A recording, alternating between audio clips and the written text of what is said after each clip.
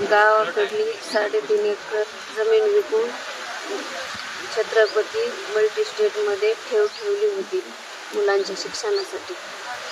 आणि मुलांना क्लासेस लावण्याच्या वेळेस आम्ही वारंवार 2 वर्षापासून मागण्यासाठी जात होतो.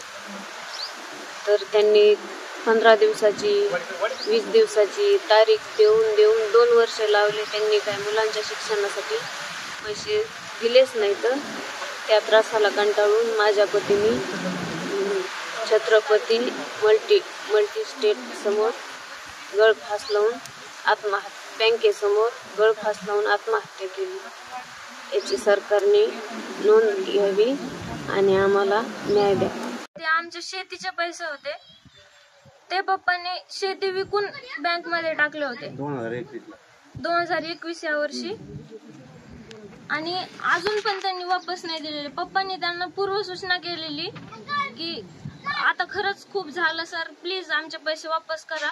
माझं ऍडमिशन त्यासाठी थांबलं होतं. आणि ही वेळ अजून कोणावर येऊ नये यासाठी संतोष नाना भंडारी यांच्यावर कारवाई करावी शासनाने, हीच माझी मागणी आहे. कारण त्यांच्यामुळे आज आमच्या पप्पाचा हात आमच्यावरून गेला. आज कुणी नाही आम्हाला बघणार, ना शेती आहे ना पैसा आहे, काहीच नाहीये. आणि माझ्या आईकडे मला पाऊस सुद्धा वाटत नाहीये.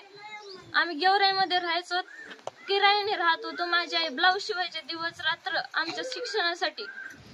आम्हाला 5वी पासून पप्पांनी तिकडं शिक्षणाचं महत्व माहिती होतं, त्यामुळे आम्हाला एक टाउनच्या ठिकाणी आम्हाला शिकवायला टाकलं होतं. मला 8वीला CBSE शाळेत शिकवलं पप्पांनी आणि मी पूर्ण मेहनत केली. आज माझे पप्पाच माझ्यासोबत नाहीयेत. बस का.